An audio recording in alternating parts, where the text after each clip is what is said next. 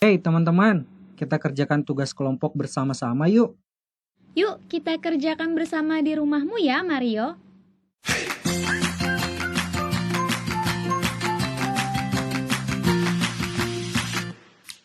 Halo adik-adik, kali ini kalian berjumpa dengan Kak Reka. Adik-adik, kalian tentunya pernah belajar kelompok bukan? Nah, ketika kita belajar kelompok, kita bekerja dengan teman-teman kita yang berbeda latar belakang ya adik-adik. Tentunya teman-teman kita beragam. Tentunya dari segi agamanya, kemudian juga suku dan budayanya adik-adik.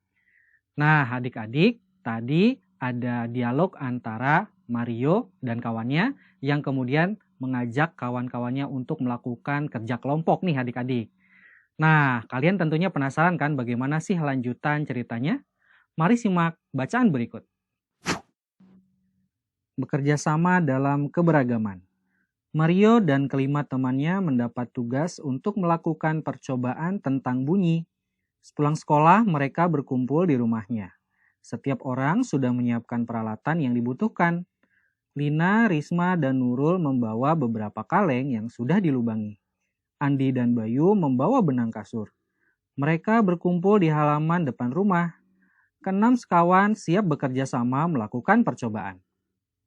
Saat percobaan akan dimulai, tiba-tiba terdengar azan. Andi dan Nurul meminta izin teman-temannya untuk salat. Teman-temannya mengizinkan mereka untuk melakukan ibadah. Mario meminjamkan ruang makannya untuk digunakan Nurul dan Andi salat. Meskipun Mario beragama Katolik, ia tidak keberatan rumahnya dipakai untuk salat. Bayu yang beragama Kristen, Risma yang beragama Hindu, dan Lina yang beragama Buddha menunggu dengan sabar temannya beribadah. Keenam sahabat selalu menghargai satu dengan yang lain. Tiba saatnya keenam sekawan melakukan percobaan. Setiap orang menunjukkan tanggung jawabnya dalam bekerja. Tidak ada satupun di antara mereka yang duduk diam atau memberi perintah saja. Semuanya ikut bagian dalam percobaan. Saat Risma membutuhkan pertolongan memotong benang, Andi datang membawakan gunting. Saat Mario kesulitan menalikan benang di kaleng, Nurul ikut membantu. Keenam sahabat bekerja sama dengan semangat. Mereka hidup rukun, saling membantu meskipun berbeda agama. Nah, itu dia adik-adik. Jadi, tadi kakak sudah menyampaikan cerita tentang Mario dan kawan-kawannya yang melakukan kegiatan belajar kelompok adik-adik. Nah, adik-adik, kalian tentunya masih ingat ya, apa sih yang dimaksud dengan gagasan pokok dan juga gagasan pendukung adik-adik? Iya, jadi gagasan pokok itu dalam setiap paragraf biasanya hanya ada satu ya adik-adik.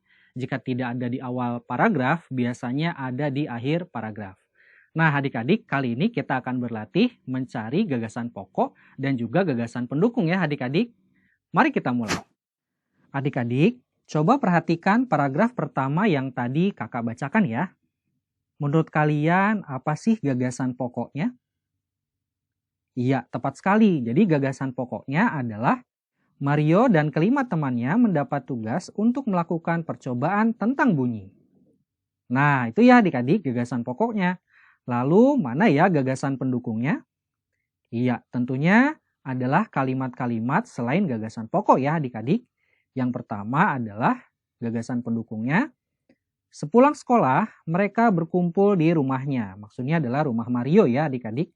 Kemudian yang kedua, setiap orang sudah menyiapkan peralatan yang dibutuhkan. Kemudian gagasan pendukung yang ketiga, Lina, Risma, dan Nurul membawa beberapa kaleng yang sudah dilubangi. Yang keempat, gagasan pendukungnya adalah Andi dan Bayu membawa benang kasur. Yang kelima, mereka berkumpul di halaman depan rumah. Dan yang keenam adalah keenam sekawan siap bekerja sama melakukan percobaan. Nah adik-adik, jadi kita sudah menemukan gagasan pokok dan gagasan pendukung pada paragraf yang pertama tadi ya adik-adik. Nah adik-adik, untuk semakin memahami apa yang dimaksud oleh suatu paragraf, kita bisa membuat yang namanya peta pikiran adik-adik. Jadi nanti kita akan membuat peta pikiran yang terdiri dari gagasan pokok dan juga gagasan pendukungnya. Nah gagasan pokoknya inilah yang kemudian nanti akan menghasilkan cabang-cabang dari peta pikiran. Nah gimana ya caranya? Ayo kita mulai. Langkah yang pertama harus kalian lakukan adalah tentukan judul peta pikirannya ya adik-adik. Nah, sesuai dengan paragraf yang pertama tadi, jadi kita akan memasukkan gagasan pokoknya, yaitu gagasan pokoknya berkaitan dengan melakukan percobaan bersama. Nah, kita buat ya adik-adik, judulnya adalah tugas melakukan percobaan bersama. Kemudian setelah itu kita akan membuat cabang berdasarkan gagasan yang tadi ada di paragraf tersebut, yaitu adalah gagasan-gagasan pendukungnya adik-adik. Nah, yang pertama kita buat cabang, yaitu adalah semua anggota berkumpul. Kemudian cabang yang kedua adalah menyiapkan peralatan. Kemudian cabang yang ketiga adalah setiap orang membawa beberapa peralatan. Dari paragraf tadi kita bisa menyimpulkan bahwa Lina, Risma, dan Nurul membawa kaleng yang sudah dilubangi, sedangkan Andi dan Bayu membawa benang kasur. Nah, dengan demikian cabang yang ketiga ini kita buat setiap orang membawa beberapa peralatan. Kemudian cabang yang keempat adalah berkumpul dan siap melakukan percobaan. Nah, adik-adik, jadi kita sudah selesai membuat peta pikiran. Nah, adik-adik, jadi pada video pembelajaran kali ini kita telah belajar mengenai menemukan gagasan pokok, kemudian menemukan gagasan pendukung, dan kita juga telah berhasil membuat peta pikiran. Oke adik-adik, sampai sini dulu video pembelajaran kita kali ini. Kita akan bertemu lagi di video berikutnya. Sampai jumpa.